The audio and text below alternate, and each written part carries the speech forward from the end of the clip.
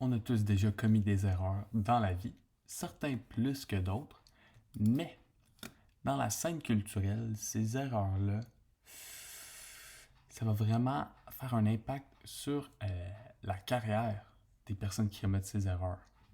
Donc, un premier exemple de quelqu'un qui fait un gros fuck-up, c'est Joël Legendre, qui lui a réussi à retourner peu à peu au sein de la scène culturelle.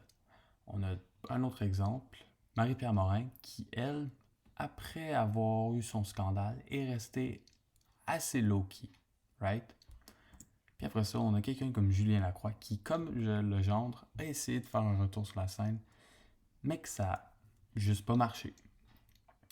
Pourquoi je vous parle de personnes qui font des fuck-up sur la scène culturelle québécoise? En fait, je vais vous parler de deux personnes que jamais, vous avez jamais entendu dire qui avaient fait des fuck-up. C'est des personnes qui ont un peu un clean slate en ce moment sur les médias. Mais moi, je sais ce qui est vraiment arrivé. Donc aujourd'hui, je vais vous parler de Les Louanges et de Boucardieu. Je vais vous parler de comment ils ont essayé de me pousser à commettre un braquage. Un crime sévère.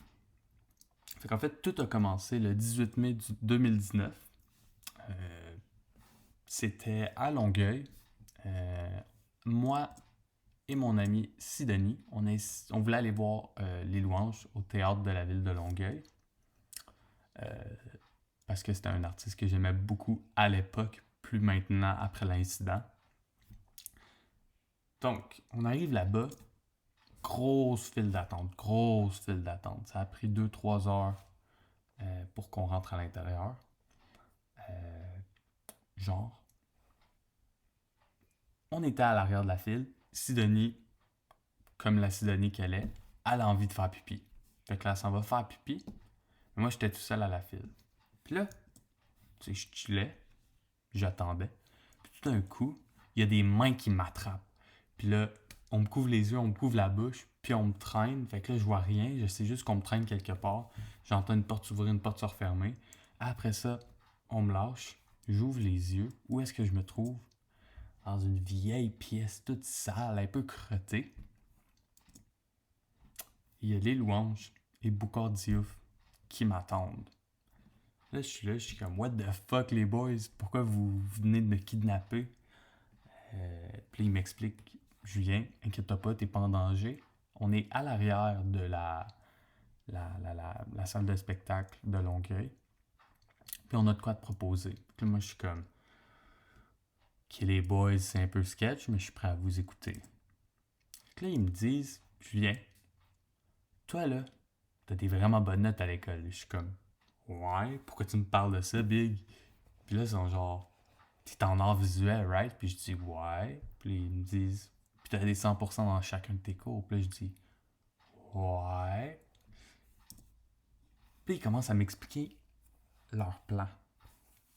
Fait qu'en fait, pour ceux qui ne le savent pas, euh, à l'entour de cette époque-là, à Montréal, le, le Centre Bell, il y avait une exposition je me rappelle plus de son nom, Jacques-Louis David, je pense. Puis leur but, c'était de voler cette œuvre-là, La mort de Marat, euh, qui est par Jacques-Louis David. Fait qu'ils voulaient en fait la voler. Puis là, ils me demandaient de mon aide, vu que moi j'étais bon en or.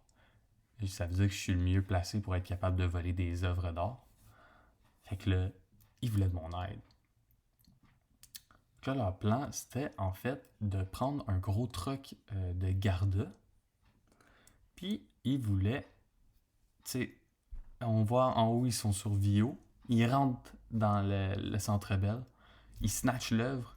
Puis après ça, on repart. Puis là, on passe devant le métro à côté du collège de Maisonneuve. Jusqu'au Saint-Laurent. Juste avant, en fait, euh, il y a Boucard que lui, il aime vraiment creuser des tunnels. Fait que lui, il avait creusé un tunnel, comme on peut le voir, en dessous. Bon, on peut pas le voir, mais il creusait un tunnel en dessous du fleuve du Saint-Laurent. Comme ça, il serait capable d'échapper à la police. Fait que j'écoutais ça, puis j'étais comme, ok, c'est quand même un bon plan. Puis là, il m'expliquait qu'il y avait déjà une team de préparés, right? Il y avait Safia Nolin comme démolitionniste. Tu sais, comme pour faire des explosions. Il y avait Gildor Roy comme acteur. Fait que, acteur dans le genre que il ferait comme s'il était avec la police, puis il pourrait comme, tu sais, genre déjouer la police, puis les distraire, faire des distractions. Après ça, on a Ricardo comme gunman. Ça veut dire que Ricardo, lui, ça serait le gars qui shooterait le monde, puis qui prendrait des otages avec des guns. Puis on avait Manon Massé comme chauffeur, comme tu sais, dans le le Get Out Car, là, pour s'enfuir, ça serait elle qui conduirait le gros truck Garda qu'on a vu un petit peu plus tôt. Euh, Puis après ça, il cherchait une personne, un spécialiste en or. Fait que c'est pour ça qu'il essayait de venir me recruter, ce cher Boucard et ce cher Les Louanges. Fait que là, moi, là, j'écoute ça, puis je suis comme. C'est un bon plan, là, mais ça n'a pas de bon sens. C'est immoral. Puis là, tu sais, je pensais, j'étais comme, hey, ça me ferait de l'argent, tu sais. C'est comme, je pourrais, tu sais, travailler vraiment autour de l'art. Tu sais, c'est peut-être pas créer de l'art, mais tu sais, c'est quand même dans le monde de l'art, voler des œuvres d'art. Puis c'est de l'argent, puis là, tu sais, je pesais les pour et les contre, puis finalement, j'ai juste, non, c'est immoral, c'est pas bon. Fait que là, je commence à, genre, chicaner Boucard, puis les louanges. Je suis genre, yo, ça a pas de bon sens, Big, tu peux pas, comme, voler des shit qui t'appartiennent pas. Puis là, tout d'un coup, on entend à la porte, toc, toc, toc. Mais c'était pas comme toc, toc, toc, c'était plus comme, bam, bam, bam. Puis là, euh, les deux sont comme, what the fuck, yo, c'est la police. Fait que là, les deux, ils partent à courir, ils s'enfuient. Moi, je chill là, je suis genre, comme j'ai rien fait de mal. Puis là, la police, elle rentre. Puis là, ils ont essayé d'attraper Boucard puis les louanges. Ils étaient pas capables. Ils ont pas retrouvé. Puis moi, ben, ils savaient que j'étais innocent. Euh, parce que.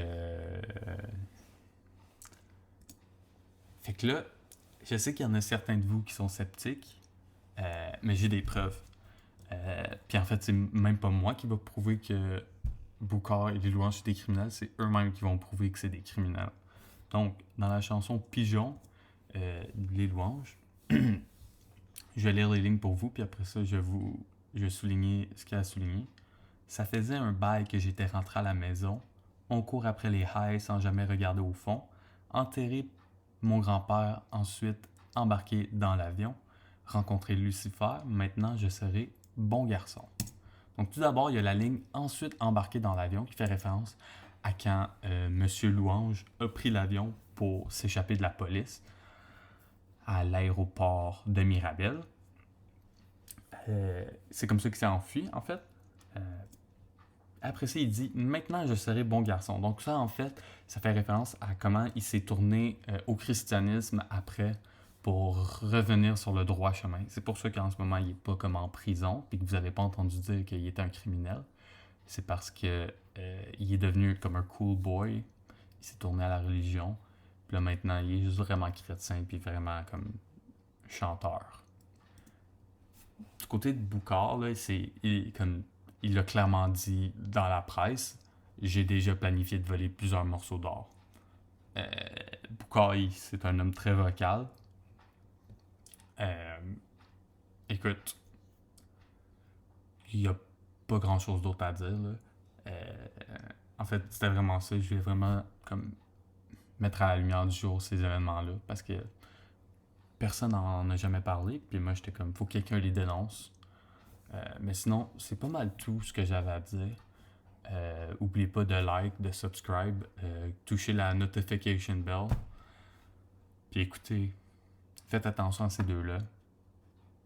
Sinon, bonne fin de journée.